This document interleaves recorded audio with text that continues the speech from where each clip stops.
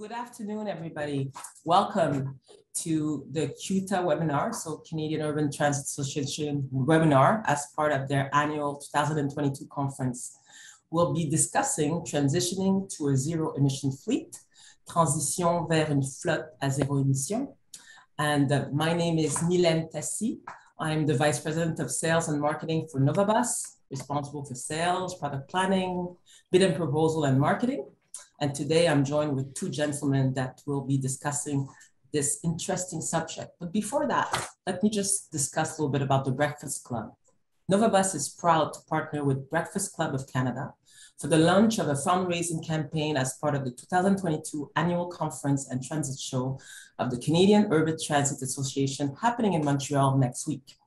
Breakfast Club of Canada works with partners from all sectors to help children across Canada access a nutritious breakfast and reach their full potential, a mission that certainly resonated with Novabus and its commitment to contribute to make public transit network accessible to all, regardless of background. The values of equity and accessibility unite the two organizations in their respective goals, resulting in a meaningful partnership. Participants will be able to make donation online via the event Feed Loop app, I hope I said that properly, or in person on October 25th at the Breakfast Club of Canada booth at the CUTA Expo taking place at the Palais des Congrès de Montréal. Every donor present will also be able to pick a healthy snack, courtesy of Canadian company Oatbox, Still Good, and Bonsoir. Novabus is committed to matching donation up to $1,000 as part of this fundraising campaign. So thank you all in advance. Every donation counts. So without further ado, I'm going to introduce you my two very privileged guests. I'm very happy and privileged to be part of this webinar with them. My first guest, Michael Van Kooy, Fleet Electrification and Facility Supervisor for Guelph Transit, City of Guelph. Michael is involved with all aspects of Guelph Transit Fleet Electrification project. This includes planning, requirements, bus order, infrastructure, product implementation, inspection, and training. Guelph Transit has ordered 4 battery electric buses from Novabus slated for delivery in 2022 and has installed charging infrastructure for supply charging equipment from Siemens. Guelph Transit has started our implementation of a full fleet conversion to zero-emission buses, battery electric trucks, buses as per the City of Guelph long-term initiative.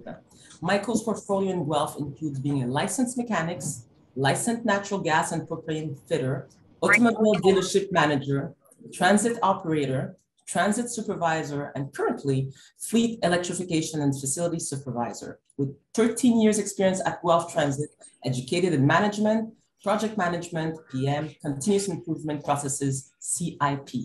Michael is a member of CUTA, Canadian Urban Transit Association, and CUTRIC, Canadian Urban Transit Research and Innovation Consortium. Michael is passionate regarding all aspects of public transportation and public services. When not at work, Michael gets outside and enjoy everything the great outdoor has to offer. Well, you're in luck because this weekend is going to be 18 degrees, so it's going to be beautiful to enjoy the outdoor. Welcome, Michael.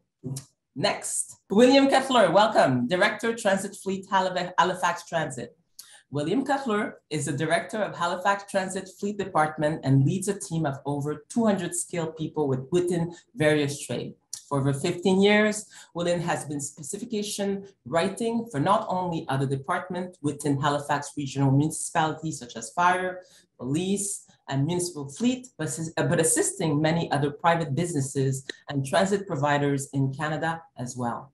William holds a Maintenance Management Professional, MMP, designation from Northern Lakes College and is proudly an interprovincial Red Seal who sits on the Nova Scotia Apprenticeship Agency Board.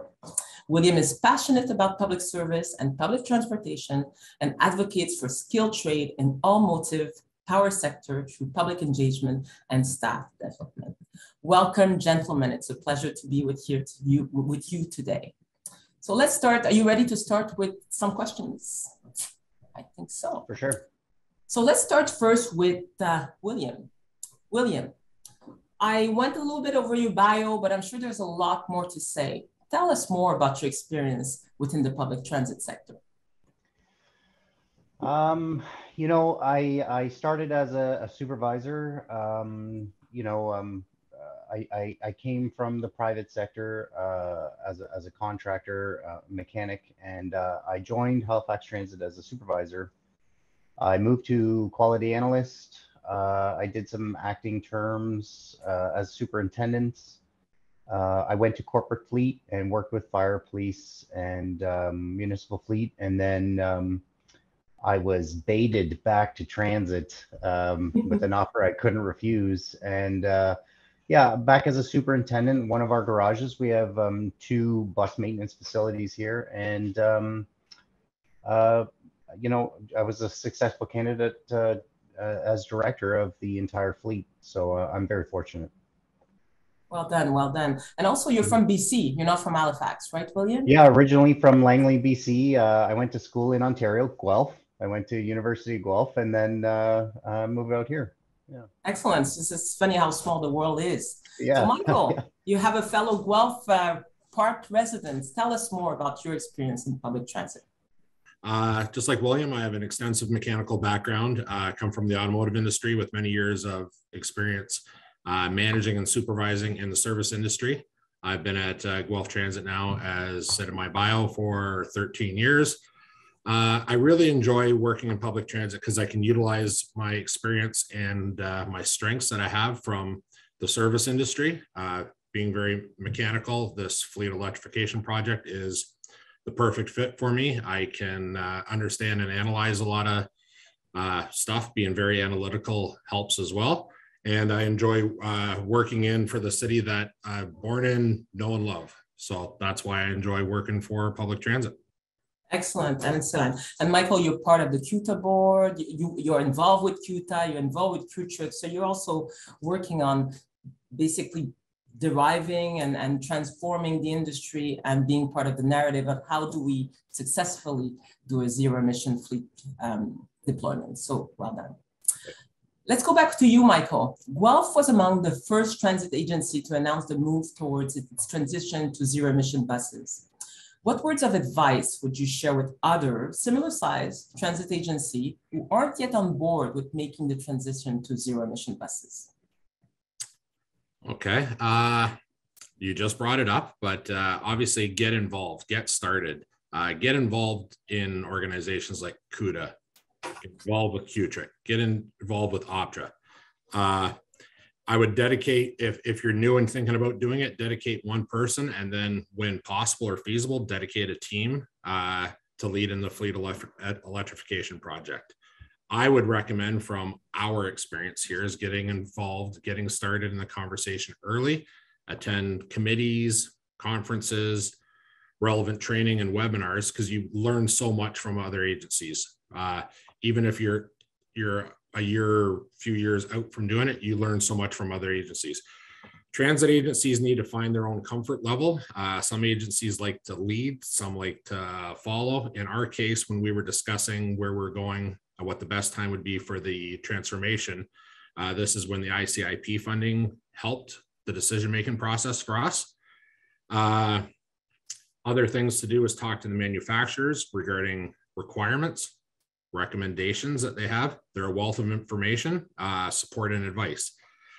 I would recommend, in my case, I would recommend moving slowly, but start now. Maybe start with a life cycle replacement. I'd say, or 2/3 of my clients say didn't have masks on. Now give a shit.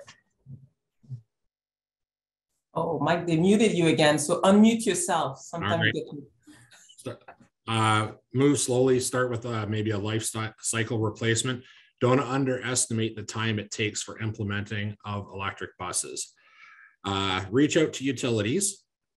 Find out what infrastructure is available at different sites. Just because your barn holds 50 or 100 buses, don't assume, terrible word, but don't assume that you're going to be able to have the charging capabilities for 50 or 100 buses there. Mm-hmm. So talk to your utilities, and existing service may not be large enough, and you will experience some limitations at your facility, en route or on demand, like charging approval limitations. There's restraints there. There's a lot going on. So get involved, start talking to people, talk to other transit agencies, the manufacturer, just get the conversation started, start learning. I think you're describing this new form of partnership. If we want to move the needle forward, we have to really partner, be closer than we have ever been. Different element, different industry deriving around this zero emission transition. Correct. Yeah. By talking to other agencies, we all learn and grow as a team. We can learn from each other, from lessons learned, and do it easier, faster, better. Absolutely. And with this wonderful electromobility ecosystem that we are all involved in. Thank you, Michael. William, so Halifax's decision to order battery electric buses is in line with the city's Halifax goal, a transformational climate action plan to achieve net zero emission across the municipality by 2050. It also reflects the transit agency goal of electrifying 50% of its fleet by 2028. What other changes are your transit agency looking at to meet zero emission goals?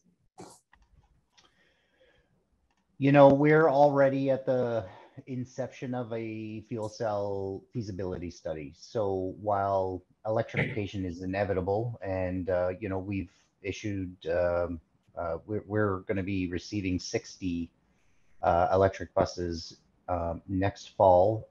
We're already looking at what does the blend of our fleet look like in the future to achieve those zero emissions goals by 2050. And you know, in our municipality and some of our runs, they're so far ranging that the battery technology is, I don't know if it'll ever be there, but that's not to dismiss its purpose and place in metropolitan core areas. But for community runs, very rural runs, fuel cell is a clear winner. We suffer from the same concerns as everybody else, you know, having a stable supply of fuel, retrofitting the buildings to accommodate and stuff. But I'm taking the long way around and saying, you know, our vision to achieve that zero emissions, but still have a functioning service that, you know, remiss of range anxieties, et cetera, will incorporate a fuel cell. To what degree, to what complement within our fleet is to be determined yet. That's why the feasibility study will happen. But, you know, we're welcoming electrification with open arms. It's helping us meet our goals in that Halifax plan, but it will inevitably require the advantages of fuel cell to meet long term. Because at the end of the day, you want to make sure that you have uninterrupted services for your citizens, of course. And so you're not putting all your eggs in one basket. And that's not the point at this stage. When you talk about 50% of your fleet by 2028, will 50% of that fleet be only battery electric bus, or would it be a combination of both type of propulsion? By 2050, it'll be a blend of both. Yeah, it'll be a mixture of fuel cell and electric. I mean, at the end of the day, it's an electric drivetrain, whether it's powered by fuel cell or otherwise. So yeah, it's achievable definitely by 2050 to have our fleet zero emissions. Mix. I mean, yes, a mixed complement of both types of propulsion. And I would, I mean, I'm challenging my team to beat that date substantially. Yeah. So 2028, perhaps mostly battery electric bus, and then 2050, a mixture of both propulsion to achieve zero emission transport. Correct. Yeah. Excellent. Thank you so much, William. All right. Going back to Michael, you're very, very involved in CUTA. I'm sure you're also watching what Electromobility Canada is doing. You're involved in CUTRIC, and there's a lot of demand sometimes from our governments. So in your opinion, Michael, what more can the Canadian government do to support agency to transition to zero emission buses fleet, especially when we compare Canadian public funding to US public funding initiative for ZEB fleet transitions? Okay, well, obviously more funding and more initiatives will definitely help speed the transition growth. With us, as I said earlier, the ICIP funding was a huge push in terms of assisting the city of Guelph make our decision to move to electric buses.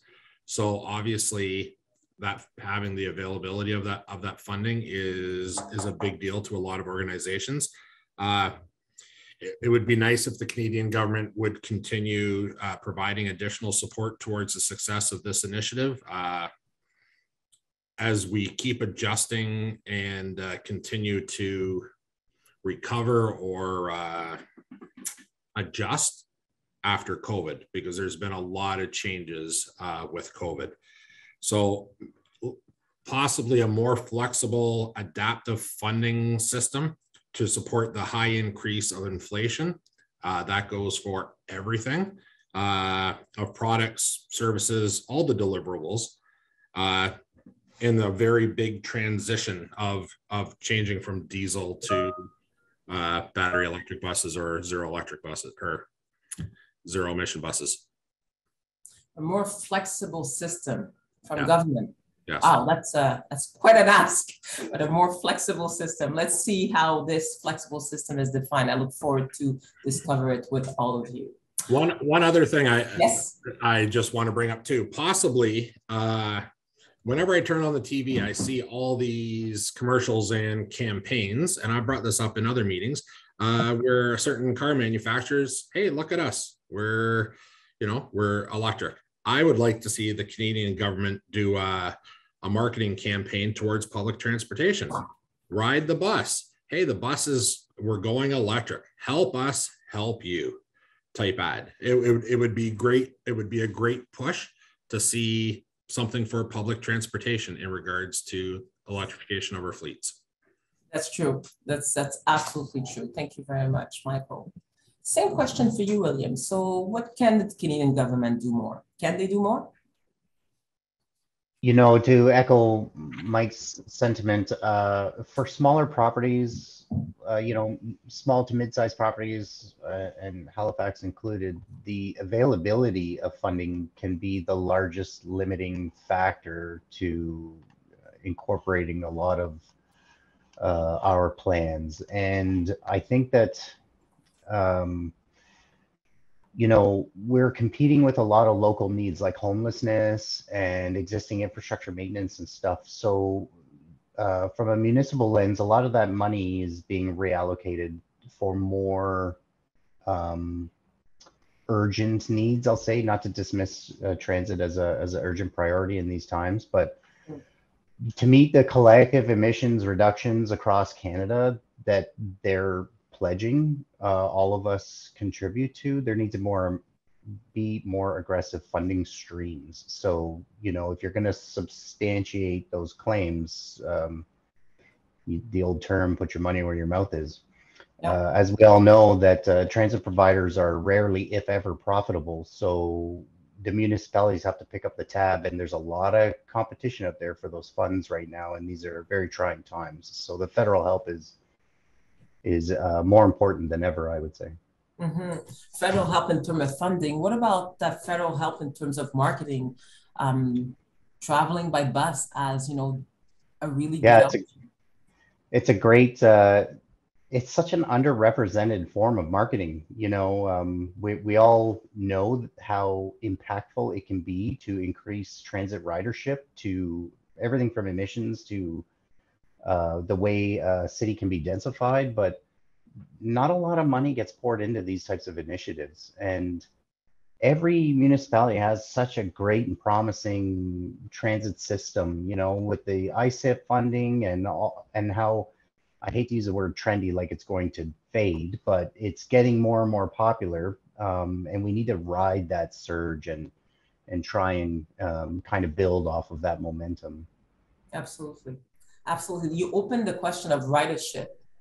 What has been your ridership shift? Do you see yourself recovering, or do you see your demographic changing now that we're talking about zero emission? Younger people are more attracted to riding the bus. What do you see, William, in Halifax?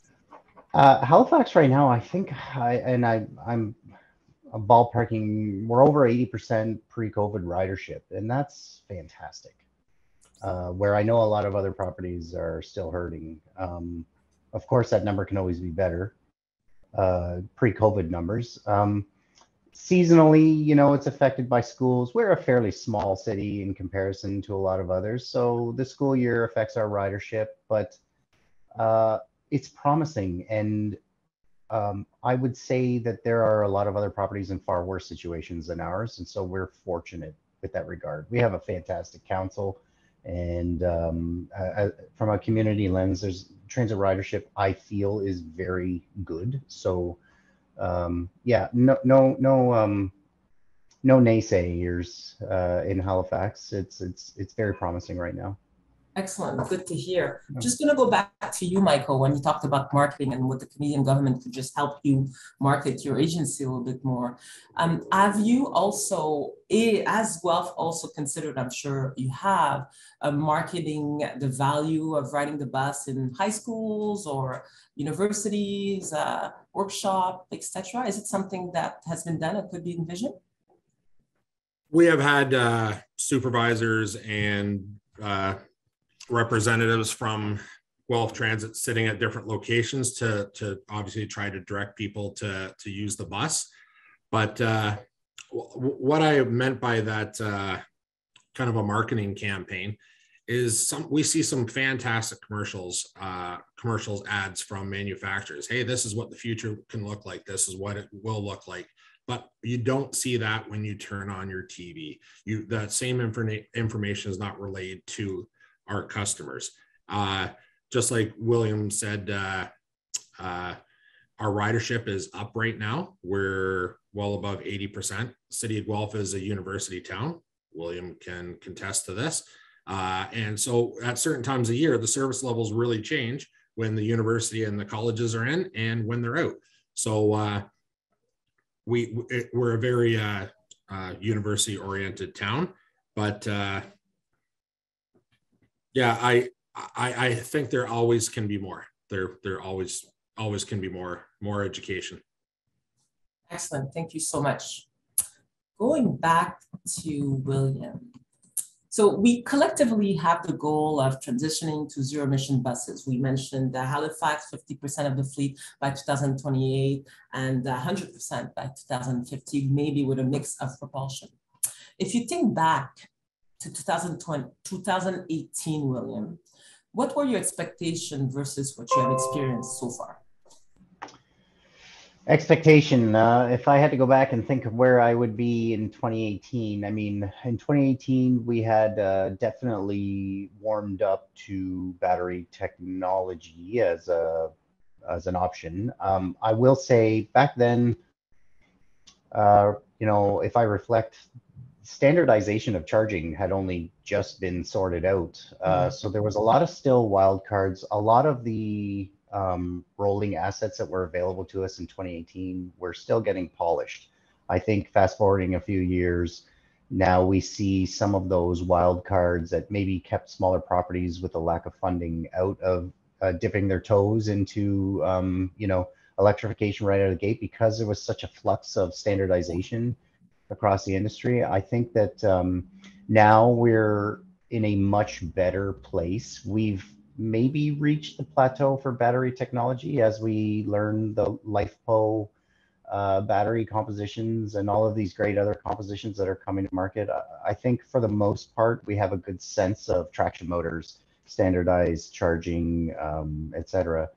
So back then in 2018, it was a definite wild card, and I had a lot of apprehension when we talked about doing demo purchases versus, you know, large purchases. The sentiment that, you know, I always tell my bosses, I never want to be the guinea pig. I don't want to try something new and then industry-wide it changes, and here we've got this lemon with no support. So I'm glad standardization is happening across the industry, and a lot of these platforms are well polished now. There's a lot of confidence now with the OEMs, and I think that of the CMVSS offerings, we're all in great shape. They're all making fantastic products. I'm glad to hear standardization. What else do you think there's left to be done as far as standardization, at least for battery electric transport?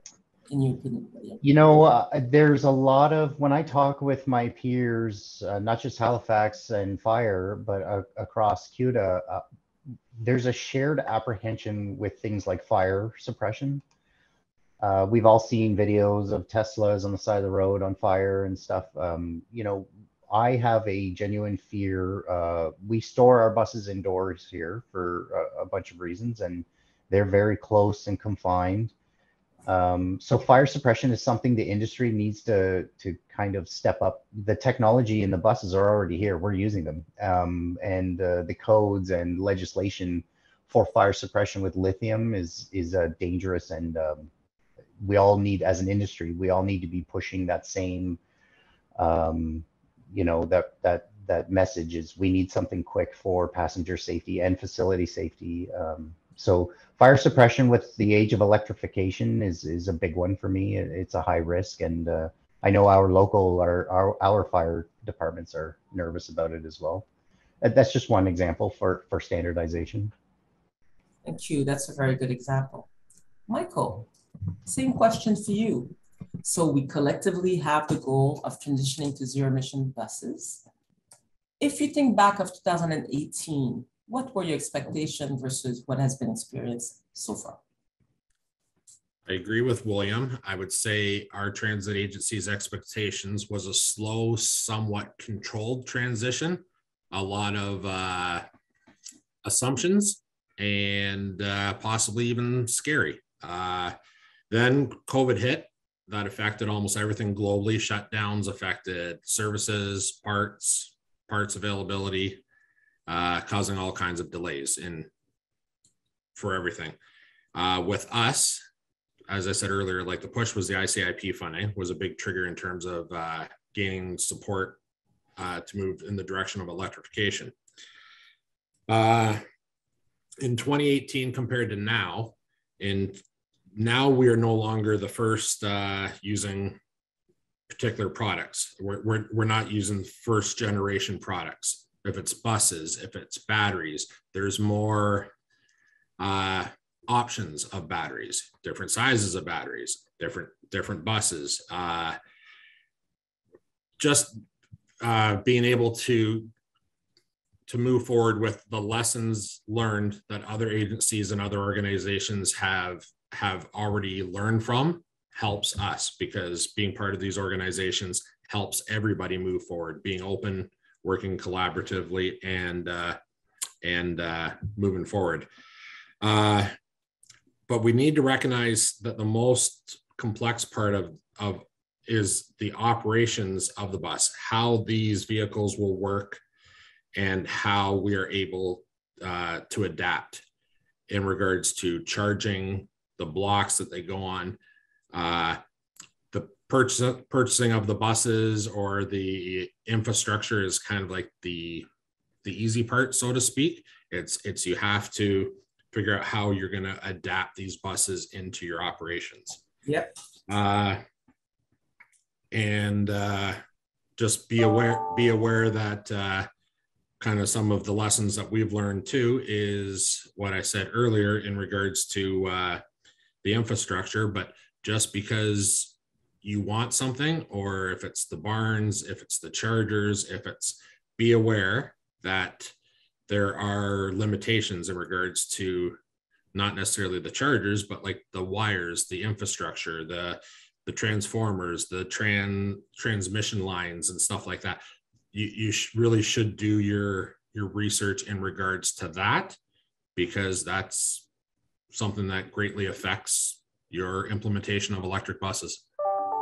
Absolutely. I think we all agree that it has moved so much faster than we thought. You know, I like what you say, slow, somewhat controlled transition. And it hasn't been slow, but hopefully it has been manageably controlled. Hopefully that is the case. Yeah, and it has, but obviously like the delays, that's uncontrollable. That was everybody, everywhere, everything. So yeah, when you have huge delays that you can't control, that's something that we all have to deal with. So lessons learned, we figure out how to get through this together and we move on. Yeah. And you mentioned adapt these buses into your operation. So tell me more about that, Michael, just about your footprint of your depot. How are Well, you adapting that?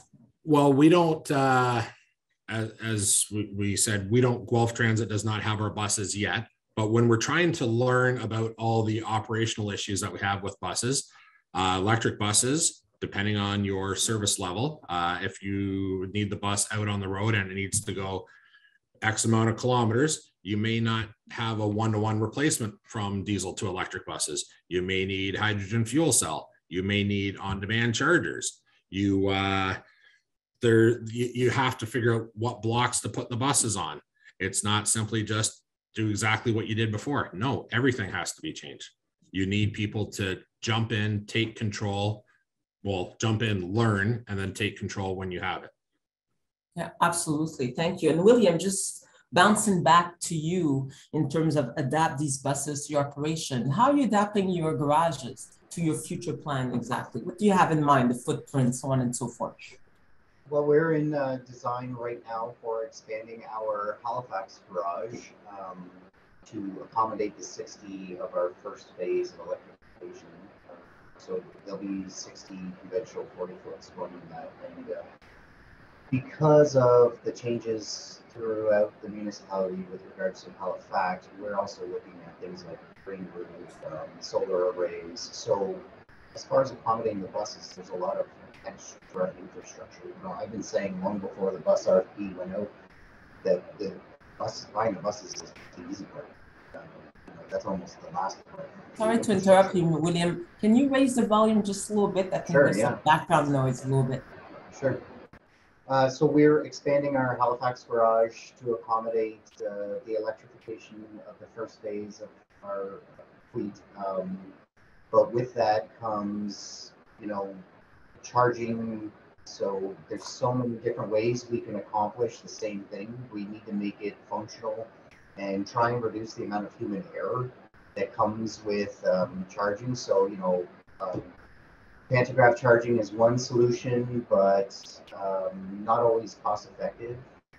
So, we're trying to find the blend, and organizationally, like Mike touched on, there's operational considerations that need to be made, and down to the minutia, like who's plugging them in? Is it the operator, or is it somebody from fleet? So there's a lot of operational nuances that we have to work out with, but as we expand that facility, we're learning how to design for our new facility on the Dartmouth side.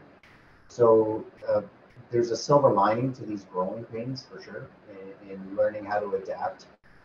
Then the operational, and again, Mike touched on it, the operational needs of how do we put these out? What routes is it going to come back with a, we want to consume our state of charge, but to what degree when it returns? And then, we have to learn how to maintain the state of health of that battery to get our best bang for the buck. And so operationally, we're all, fortunately, learning roughly at the same time. Some larger properties are ahead of us, and we get to use them, the advantage of CUTA, to learn some of their growing pains and lessons learned. Absolutely. To share the best practices, because we all have the same objective. After all, this is an essential service. We're not competing.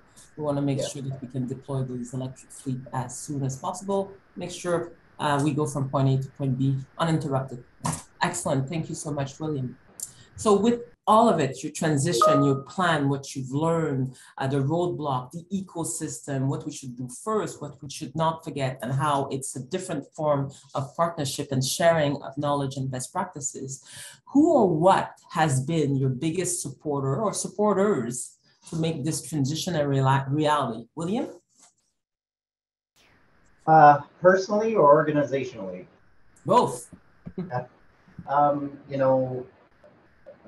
Personally, I will say our executive director, Dave Reggie, has been instrumental, very forward-thinking and very trusting of his team. And, I would say he's our largest advocate. And I'll balance that with, we have a very environmentally conscious council. So those two things, it makes it almost easy, when you come forward with ideas like, I think we're ready now for electrification, or I think we should pursue fuel cell in the very near future. it makes it a lot easier when you have that type of support. Absolutely, you have your counsel backing you, so that's professionally. What about personally, William? Yeah, personally, you know, when I thought about electrification and how to make this transition digestible for the public and council, again, I'm going to have to go back to Dave Brayton.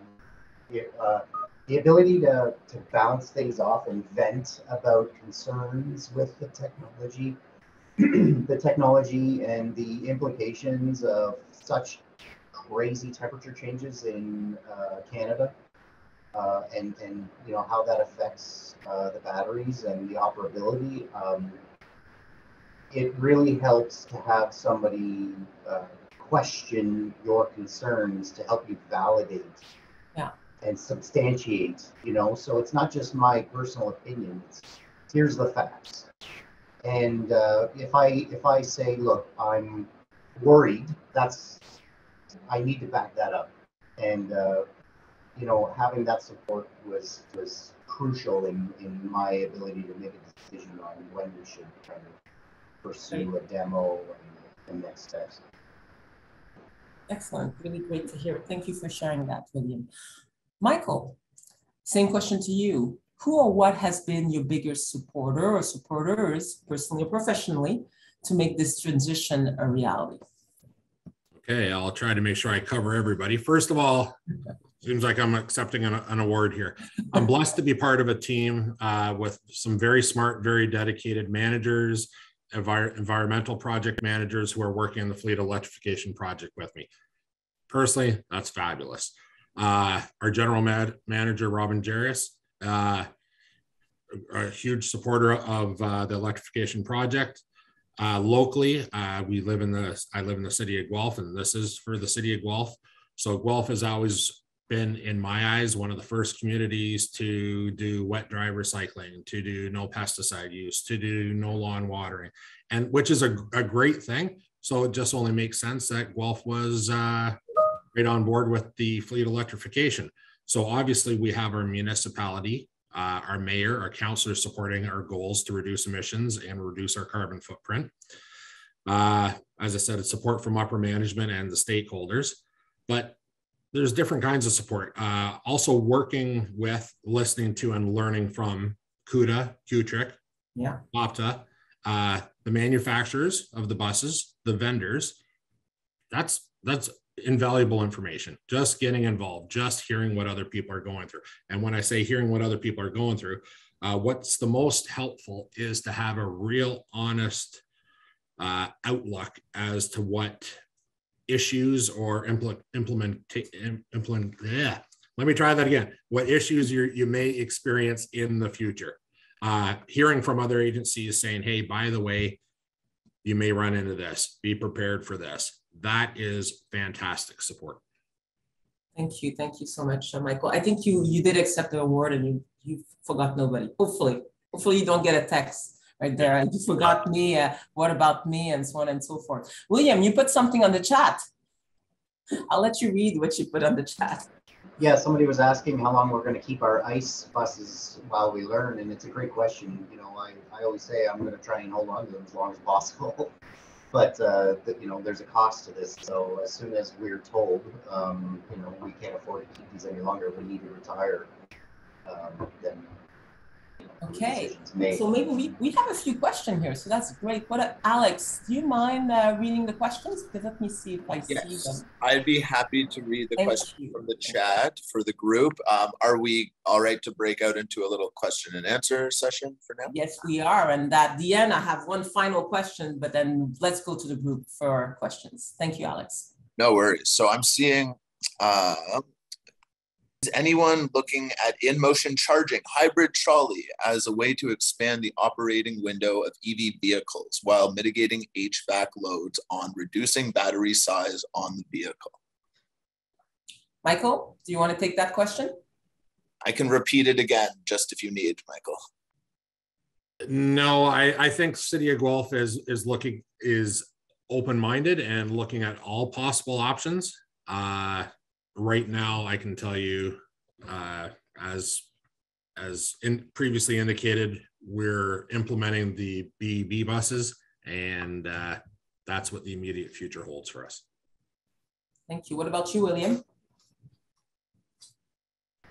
I can say that we're not looking at, we used to be a whole municipality of trolleys here, and sometimes when they're digging up doing roadworks, you can still see the tracks in the ground, but overhead on a modern platform, no, we're not looking at that, just simply due to the infrastructure requirements.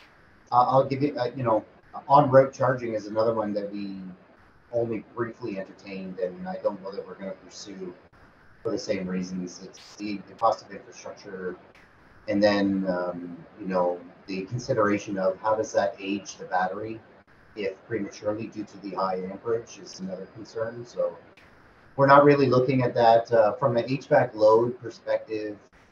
This is the risk with battery electric vehicles, no different than a car.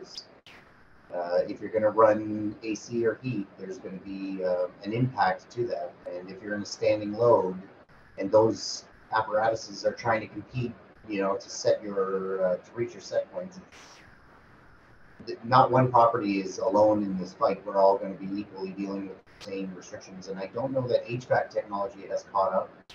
We should be looking at heat pumps as an option on these platforms, but I don't know if the manufacturers are there yet. Thank you, William. I see another question, Alex. I can take a crack at it. So I think William and Michael, you probably answered part of it, but it's a good thing to repeat. Electrification from Ryan Dax. So electrification of a fleet is logistically and operationally a complete and total game changer. As said, range anxiety is at the forefront. How quickly would the OEM be able to adapt or adopt a new technology, batteries, so on and so forth? I'll ask the agency, how quickly do you think the OEM will be able to adopt a new technology such as digital batteries? So what do you guys think? Mike, you want to take this? I was hoping you were going to. Okay. And I'm passing the ball to both of you. I'll say what little I know on this is, if the platform and to the best of my knowledge, what's available to us right now is an existing chassis with modular batteries to a degree. They're not exactly a hot swap, but I think as the battery technology improves, if the traction motors, inverters, etc., are all compatible, then we all win.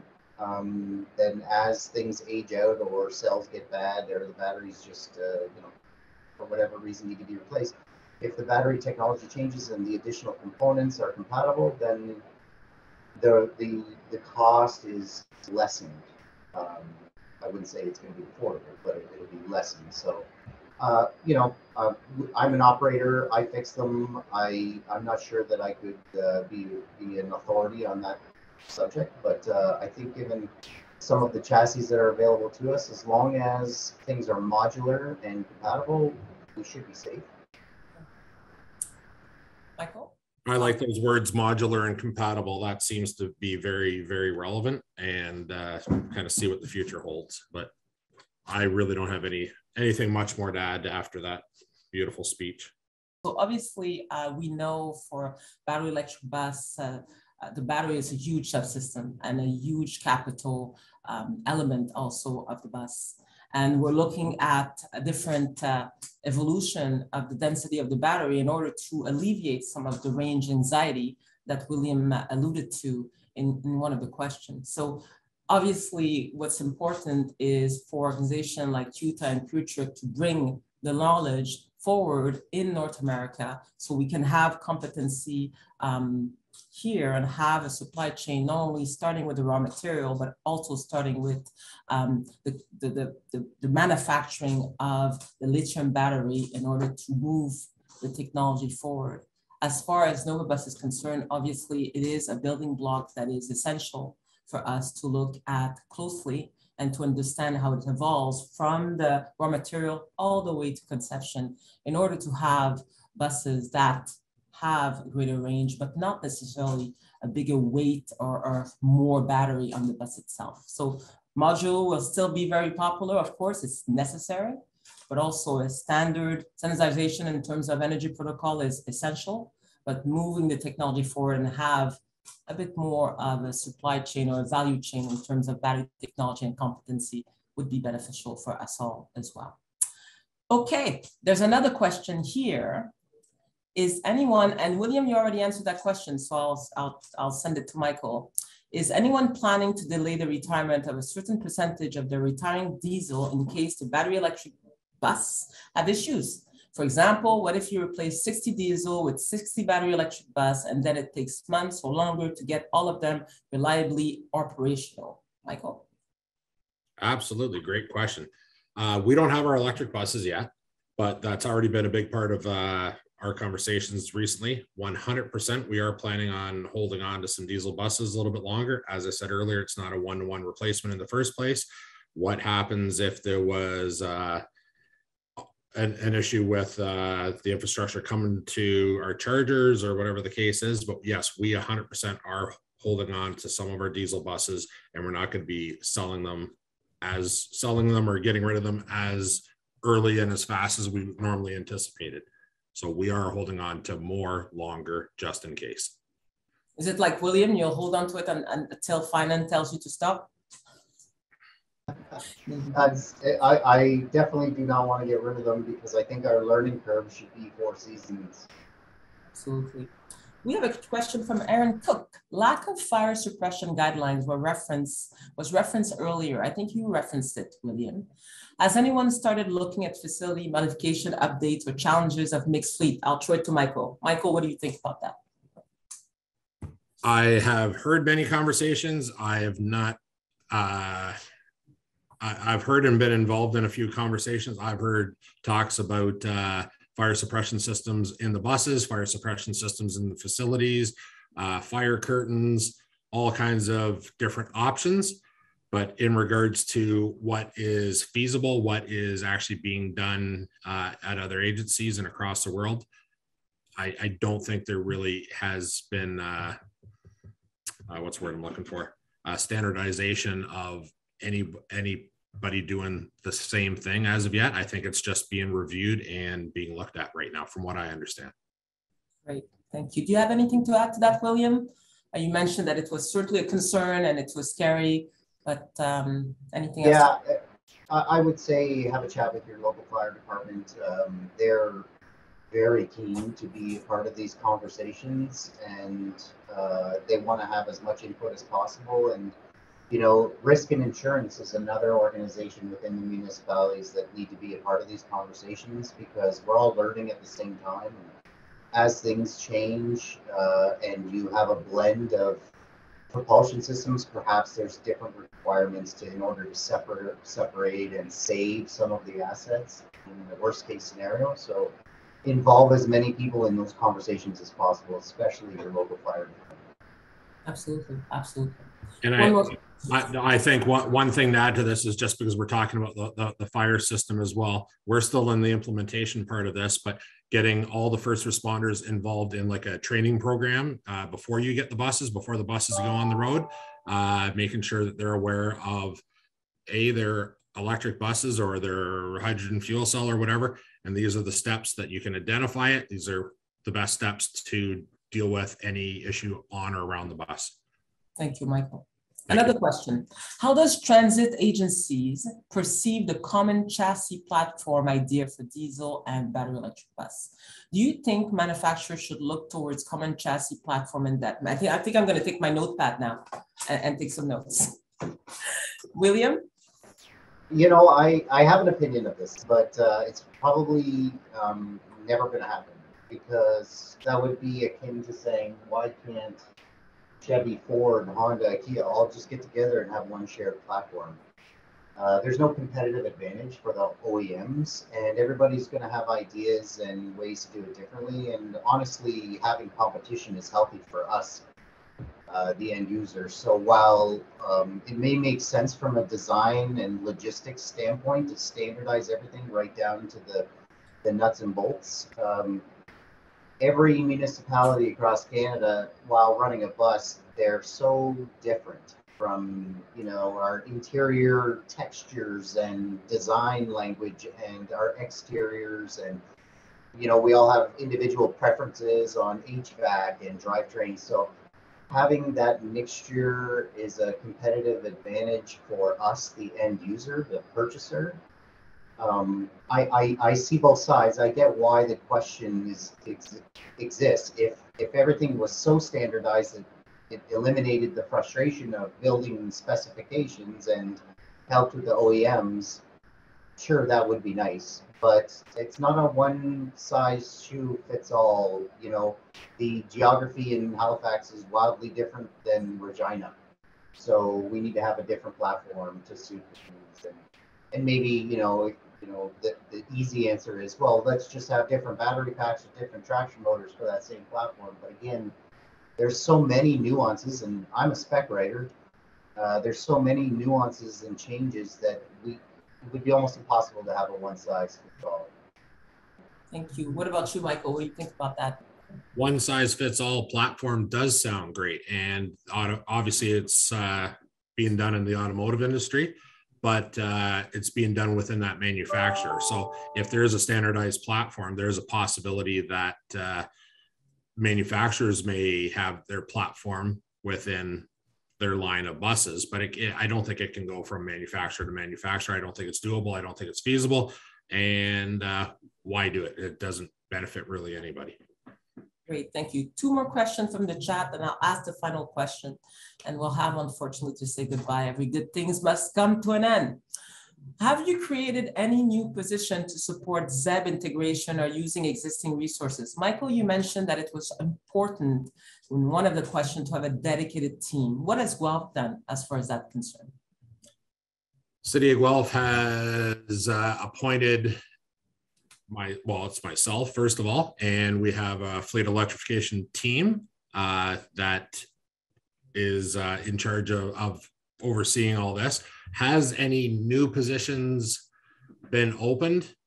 No, not as of yet, but I think in the very near future, obviously positions will be, because you're going to need people to oversee the operations of these buses, to monitor and just be there, be available, be the resource as needed. If you have 4 buses or if you have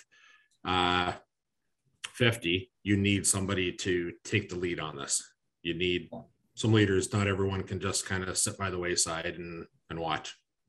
Absolutely. What about you, William? Any dedicated resources or using existing resources?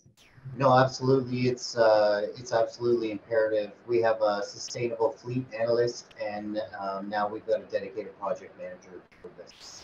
It's too big for us to do on the side of our desk. It's such a operational and cultural change that you know, we can't do this type of change off the side of our desk, for sure. It's required, and you know, maybe for a smaller property they can get away with it, but not you know, not if you have a substantial amount of rolling assets on the ground. Absolutely. One more question from the chat. It's a big one. As we move towards e-mobility, we have to update the way we do maintenance. In the past, we could go in a bus and figure it out.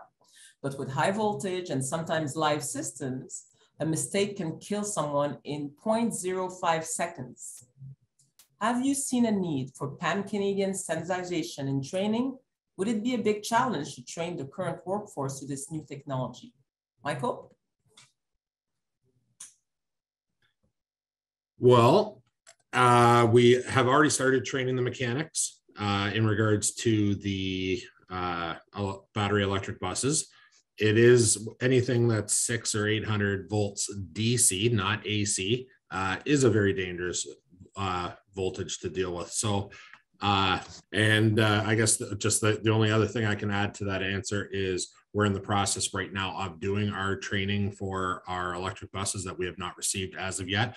So basically some of that question is in our weekly discussions with the manufacturer. So unfortunately, I don't have an answer for anything else as of yet. I remember those questions because you're having those conversations with us. Absolutely. Right. William, what about you? You think know, it should be standardized? What do you think?